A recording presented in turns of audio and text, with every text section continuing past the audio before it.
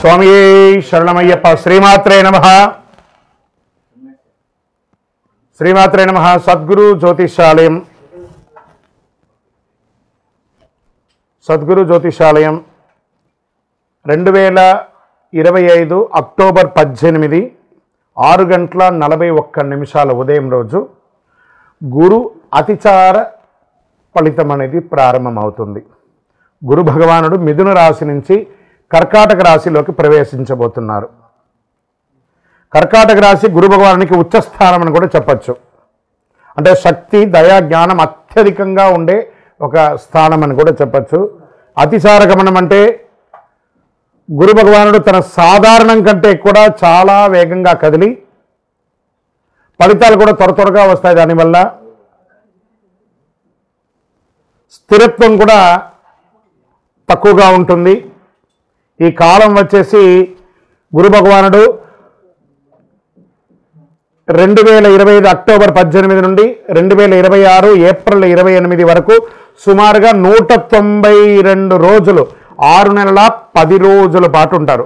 తర్వాత తన యొక్క సహజ గమనానికి ప్రవేశించి ఫలితాలు స్థిరంగా ఇస్తుంటారు. ఇందులో గురు అతిచార గోచార ఫలితాలుగా చూసుకుంటే వృషభ రాశి వారికి ఎలా ఉందంటే, గురు గమన ప్రారంభం 2025 అక్టోబర్ 18, గురు కర్కాటక రాశి ప్రవేశం ఉచ్చస్థితి. వృషభం వారికి కర్కాటక రాశి 3వ ఇల్లు, సహోదర స్థానం అని కూడా చెప్పడం జరుగుతుంది. ధైర్యం, మాట, ఆలోచన, ప్రయత్నం, శ్రమ అన్నీ కూడా కలిసి వస్తుంది. సోదరుల ద్వారా మంచి ఫలితాలు, సోదర సోదరిమణుల ద్వారా మంచి ఫలితాలు వచ్చే అవకాశాలు ఉన్నాయి. కాస్త భయం తగ్గుతుంది. సాహసోపేతమైనటువంటి నిర్ణయాలు తీసుకునే అవకాశాలు ఉన్నాయి. మీరు మాట్లాడే ప్రతి మాటకు విలువ పెరుగుతుంది సమాజంలో. సోదరుతో ఉన్న విభేదాలు ఏమైనా తొలగిపోతాయి. ఆస్తి తగాదాలు ఏమైనా ఉంటే వృషభ రాశి వారికి అవన్నీ తొలగిపోతాయి. సామాజిక వర్గంలో ఉన్నత స్థాయి వాళ్ళ యొక్క పరిచయాలు పెరుగుతాయి. విద్యాపరంగా మంచి సమయం అని చెప్పచ్చు. మంచి గురు భగవానుని యొక్క దృష్టి కారణంగా మంచి మీరు కోరుకున్న చోట యూనివర్సిటీలో చదువులు రావడం, లేదా చదువుకున్న వారికి క్యాంపస్ సెలక్షన్ లాంటిది వచ్చే అవకాశాలు బాగా ఉన్నాయి. మిత్రుల ద్వారా కూడా సహకారం పొందే అవకాశాలు చాలా ఉన్నాయి. సో ఎంత స్పీడ్గా వస్తుందో ఫలితం అంత త్వరగా కూడా తగ్గే అవకాశాలు ఉన్నాయి. కాబట్టి ఉన్నప్పుడు దీపం ఉన్నప్పుడే ఇల్లు చక్కదిద్దుకోవాలంటారు చూసారా. మంచి మంచి ప్రయత్నాలు చేయండి, సాధించండి. మాటలో కాస్త అదుపు ఉండాలి, కఠినత్వం ఉండకూడదు. ఆత్మవిశ్వాసం పెరిగినట్టే పెరిగి తగ్గుతూ ఉంటుంది. దాన్ని మీరు చూసుకుంటూ ఉండండి. 2026 మే నుండి గురుగమన స్థిరత్వం పొందుతాం కాబట్టి అప్పటి నుంచి మీరు నిలకడగా ఉంటారు. గురు భగవానుడు 9వ స్థానాన్ని చూస్తున్నారు కాబట్టి పుణ్యకార్యాలు, తీర్థయాత్రలు, గురుభక్తి లాంటివి, దీక్షలు తీసుకోవడాలు అన్నీ జరుగుతుంది. మీరు చేయవలసినటువంటి పరిహారం గురు భగవానునికి పసుపు పుష్పంతో పూజించడం, పసుపు వస్త్రం ధరించడం, నువ్వుల నూనెతో దీపం వెలిగించడము, దత్తాత్రేయ స్వామి వారిని పఠించడం చాలా మంచిదని కూడా చెప్పడం జరుగుతుంది. మొత్తం మీద వృషభ రాశి వారికి 50-50గా ఉంది గురు అతిచార ప్రయోగంలో. శ్రీమాత్రే నమః. అందరికీ దీపావళి శుభాకాంక్షలు. ఫస్ట్ సద్గురు జ్యోతిషాలయం నుండి దీపావళి శుభాకాంక్షలు. మా టీవీ ఛానల్ ద్వారా చూస్తున్నటువంటి ప్రతి ప్రేక్షక మిత్రులకి, భగవద్బంధువులందరికీ కూడా దీపావళి శుభాకాంక్షలు. అందరికీ ఉన్నటువంటి ఒక చిరు రెగ్యులర్గా అన్ని టీవీల్లో అన్ని ప్రవచనకర్తలు అందరు గురువులు చెప్తున్నదే, కొంచెం మనం కూడా మన ఛానల్ ద్వారా కూడా కొంచెం తెలుసుకునేటట్టుగా బాగుంటుంది అనే ఒక చిరు ప్రయత్నంలో దీపావళి అంటే ఏంటి, దీపావళి రోజు ఏం చేయాలి, దీపావళి రోజు ఏ పూజ చేయాలి, ఈ దీపావళి ఎప్పుడు వచ్చింది, పటాకులు కాల్చొచ్చా కాల్చకూడదా, ఏ పూజ చేయాలి, ఇవన్నీ కూడా ఆలోచన ఉంటుంది. దీపావళి అంటే దీపపు ఒక వరసను దీపావళి అంటారు. నరకాసురుని యొక్క వధం అయిన తర్వాత, ఆ నరక చతుర్దశి అయిన తర్వాత వచ్చే రోజుని దీపావళి. ఆ నరకాసురుని సంహరించిన తర్వాత అమ్మవారు ఈ ప్రపంచం అంతా కూడా ఆనందపడింది. దాంతో దీపాలు వెలిగించి అందరూ కూడాను ఆనందాన్ని పొందినటువంటి దాన్ని దీపావళి అంటారు. ఆ రోజు నుంచి మొదలు పెడితే కార్తీక మాసం మొదలయ్యి చక్కగా కార్తీక మాసం, ధనుర్మాసం అంతా కూడాను ప్రతి ఇంటిలోనూ గడప దగ్గర, తులసి కోట దగ్గర, అన్ని చోట ఉసిరి చెట్టు దగ్గర, రాగి చెట్టు దగ్గర అందరూ కూడా దీపాలు పెడుతూ ఉంటారు కదా. ఈ దీపాలు వరుసగా పెట్టేదాన్ని దీపావళి, దీప వరుసను దీపావళి అంటారు. ధన్తెరస్, అమ్మవారు లక్ష్మీవారు, కొంతమంది ఈ దీపావళి రోజు చక్కగా లక్ష్మీ పూజలు చేస్తూ ఉంటారు, కొత్త వ్యాపారాలు ప్రారంభిస్తూ ఉంటారు. మరి దీపావళి రోజు ఏం చేయాలి గురుగారు అంటే, తైల అభ్యంగన స్నానం చేయాలి అంటారు. పెద్దవాళ్ళు ఉంటారు కదా, ఇంట్లో పెద్దవాళ్ళు ఒక చోట కూర్చొని ఉంటారు.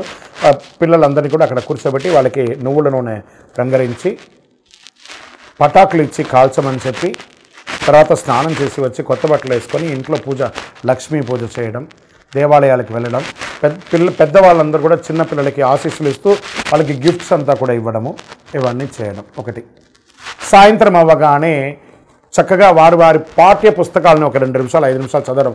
ఎందుకంటే లక్ష్మీప్రదం అంటారు. ఆ రోజు పుస్తకం చదవడం లేదా ఒక శ్లోకం నేర్చుకోవడం, ఒక పూజ చేయడం అనేది లక్ష్మీప్రదం అంటారు. అంత అద్భుతమైనటువంటి రోజు.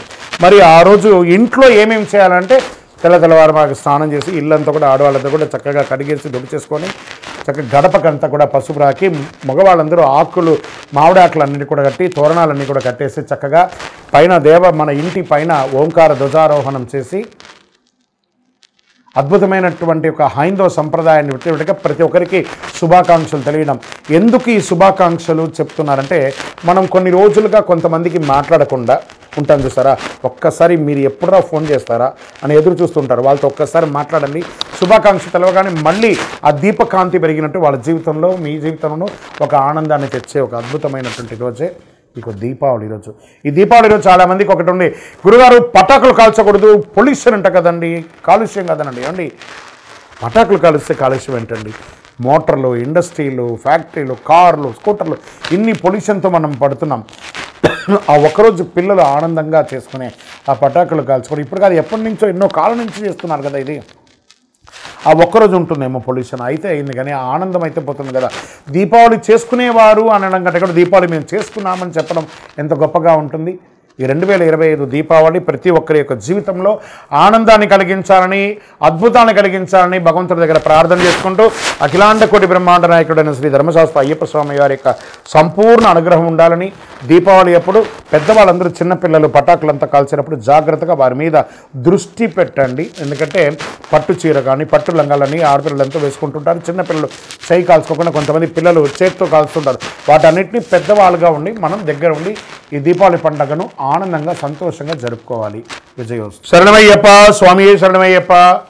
అఖిలాండ కోటి బ్రహ్మాండ నాయకునే శరణమయ్యప్ప. కార్తీక మాసం వచ్చేసింది, మార్గశిర మాసం వచ్చేసింది.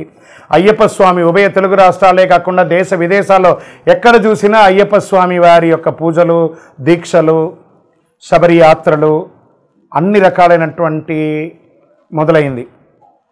మన యొక్క ఛానల్ ద్వారా ఇంక కొంచెం రీచ్ అవ్వాలని చాలామంది మాల వేసుకున్న వాళ్ళకి ఎన్నో ధర్మ సందేహాలు ఉన్నాయి. వాళ్ళ యొక్క దీక్ష ఎలా చేయాలి, అయ్యప్ప స్వామి అంటే ఏంటి, ఈ దీక్షలో ఏమేమి చేయాలి, పూజ అంటే ఏంటి, యాత్ర అంటే ఏంటి, మంత్రాలు అంటే ఏంటి, యొక్క గురుస్వామి అంటే ఎవరు, అయ్యప్ప స్వామి అంటే ఎవరు, ఈ దీక్ష అంతా ఏంటి, ఎలా చేయాలి, ఎప్పుడు చేయాలి, ఎందుకు చేయాలి, ఈ యొక్క దీక్షలో వచ్చినటువంటి మార్పు నిత్య జీవితంలో ఏమైనా ఉందా, లేదా దీక్షలో స్త్రీల యొక్క ప్రాముఖ్యత ఏమైనా ఉన్నాయని వీటన్నిటినీ చాలా ప్రశ్నలతో ఉన్నటువంటి వారికి అందరికీ కూడా ఇది ఒక మంచి ప్లాట్ఫామ్. ప్రతి ఒక్కళ్ళు దీన్ని చూడండి. చూసిన వాళ్ళు మీకు నచ్చిందంటే మీ మిత్రులకి, మీ స్నేహితులకి షేర్ చేయండి. ఇది ఆధ్యాత్మికమైనటువంటిది కదా. మన ఛానల్ పక్కనే గంట గుర్తుంది కదా, దానిలో ఒక గంట కొట్టేసాను గట్టిగా, అన్నీ కూడా మీకు వచ్చేస్తుంది. మన ఛానల్ని సబ్స్క్రైబ్ చేసుకోండి. శరణమయ్యప్ప. అయ్యప్ప దీక్షలో ఉన్న వాళ్ళు రోజుకి ఎన్నిసారి భోజనం చేయాలి? ఏకభుక్తం, ఒకటేసారి భోజనం చేయాలని చెప్పారు.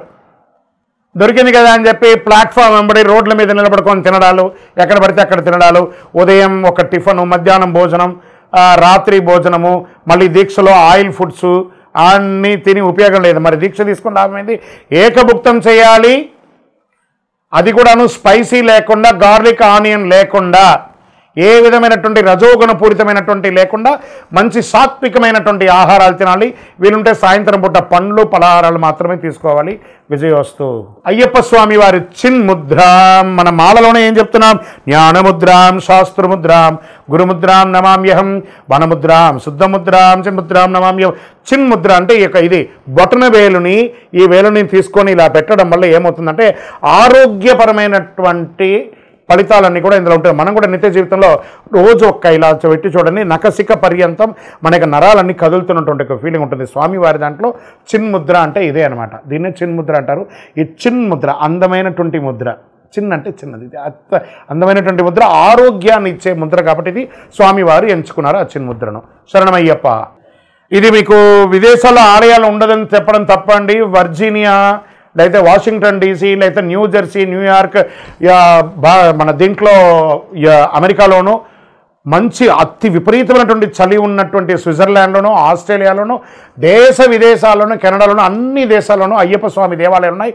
ఇంకా 18 సహా ఉన్నాయండి. వనయాత్ర చేసే రకంగా కూడా ఒక 5 కిలోమీటర్ల ప్రయాణంతో పాటు ఏర్పాటు చేసినటువంటి దేవాలయాలు కూడా ఉన్నాయి. అక్కడ కూడా చాలా అద్భుతంగా మంచి చలిలో కూడా చన్నీటి స్నానం చేసి దీక్ష తీసుకొని శబరిమలకి వెళ్ళే వాళ్ళు ఉన్నారు. బ్రహ్మాండమైనటువంటి యాత్రలు చేస్తున్నారు. 41 రోజులు 48 రోజులు వ్రతం తప్పకుండా చేసి మరీ భారతదేశానికి వచ్చి ఇరుముడిస్తున్నారు. రానిలేని వాళ్ళు అక్కడే వారి వారి ప్రాంతంలోనే ఇరుముడి కూడా ఇస్తున్నారు. శరణమయ్యప్ప. ఏమంటే అయ్యప్ప మాల వేసుకున్న వాళ్ళు మా ఇంట్లోనే పూజ చేసుకోవాలా లేదా బయట ఎక్కడన్నా పూజ చేసుకోవాలా? ఇది ఒక మిలియన్ ప్రశ్న. మీరు మాల వేసుకునేది ఎవరి కోసం? ఇక్కడ ఒక ప్రశ్న ఉంటుంది. మనం నమ్మిన వాళ్ళు తల్లిదండ్రులు, మనల్ని నమ్మిన వాళ్ళు భార్య పిల్లలు. మనం వీళ్ళ కోసమే మనం దీక్ష తీసుకుంటున్నాం కాబట్టి ఎక్కడో మండపంలో వేసుకుంటాం, మేము సన్నిధానంలో చేసుకుంటే భార్య పిల్లలు ఏం కావాలి? 48 రోజులు మీరు దీక్ష తీసుకొని ఉండగా 150 కోట్ల మందిలో అయ్యప్ప స్వామి మిమ్మల్ని ఎంచుకున్నాడు. ఆ పవిత్రమైనటువంటి మాల మీ మెడ మీద పడింది. మీకు సేవ చేసుకునే భాగ్యాన్ని మీ తల్లిదండ్రులకి, మీ భార్య పిల్లలకి మీరే కదా ఇవ్వాలి. కాబట్టి ఇంట్లోనే పూజ చేసుకోవాలి. మాకు వసతులు తక్కువ ఉన్నాయండి. అబద్ధం అండి. ఈరోజు ప్రతి ఒక్కరి ఇంట్లోనూ ఎక్స్ట్రా రూమ్ ఉన్నాయి. ఆ సపరేట్గా రూమ్లో పెట్టుకొని చక్కగా పూజ చేసుకోవచ్చు. మీరు సాక్షాత్ అయ్యప్ప స్వామిగా ఉంటారు కాబట్టి ఆ ఇంటిని పాలి ఆ ఇల్లు దేవాలయంగా మారిపోతుంది. చక్కగా అందరూ కూడా మీకోసం ఎదురు చూస్తుంటారు మీరు చేసే సేవకు. శరణమయ్యప్ప. లేదండి, ఏ గురుస్వామి కూడా కొత్తగా మాల వేసే వాళ్ళని ఇబ్బంది పెట్టరండి. అవన్నీ అబద్ధం. అలాంటి ప్రశ్నలే లేదండి. వాస్తవానికి గురుస్వామి దైవమే తునైప. ఆ గురుస్వామి దయ ఉంటేనే ఆ భక్తులందరూ కూడా శబరిమలకి వెళ్తారండి. ఏ గురుస్వామి కూడా ఇబ్బంది పెట్టరు. అలాంటి ఇబ్బంది ఆలోచన కూడా పెట్టకండి. ఒకవేళ వారు ఇబ్బంది పెట్టే రకంగా మీకు అనిపించిందంటే వారితో కూర్చొని మాట్లాడండి, డిస్కస్ చేయండి ఆ గురుస్వామి దగ్గర. ఎందుకంటే గురుస్వామి లేనిదే ఈ యొక్క శబరిమల యాత్ర లేదు కాబట్టి గురు నింద చాలా మహాపాపం. గురు నింద చెయ్యకండి. శరణమయ్యప్ప. అయ్యప్ప మాల వేసుకున్న వాళ్ళు ఎన్నింటికి లేవాలి, ఎన్నిసారి స్నానం చేయాలి, ఎన్నిసారి పూజ చేసుకోవాలంటే కార్తీక మాసంలో మనం మాల వేసుకున్న ప్రతి ఒక్కరు కూడా సూర్యోదయాత్పూర్వం లేవాలి. బ్రాహ్మ్య ముహూర్తంలో లేవాలి. ఈ బ్రాహ్మ్య ముహూర్తం అయిన తర్వాత తెల్లవారుజామున 4ంటికి నిద్ర లేవడం, తర్వాత చన్నీటి స్నానం చేయడం, ఒక్కసారి ఉదయం ఒక్కసారి సాయంత్రం. ఆహార నియమాలు అదుపులో ఉంటే ఈ 2 సార్లు స్నానాలు చేయాలి. అతిగా ఈ ఆయిల్ ఫుడ్కి సంబంధించిన ఆహారాలన్నీ తీసుకున్నారంటే ఎన్నిసార్లు అవుతుందో అది మీ ఇష్టం. కానీ ఎన్నిసారి పూజ చేయాలని కాదు. కలవు నామస్మరణాత్. మన యొక్క DNA శరీరంలో మొత్తం ఆ అయ్యప్ప స్వామి వారి యొక్క నామస్మరణ అణువు ఉండాలి. కాబట్టి నామస్మరణకు ఒక లిమిట్ అంటూ లేదు. శరణమయ్యప్ప, శరణమయ్యప్ప, శరణమయ్యప్ప.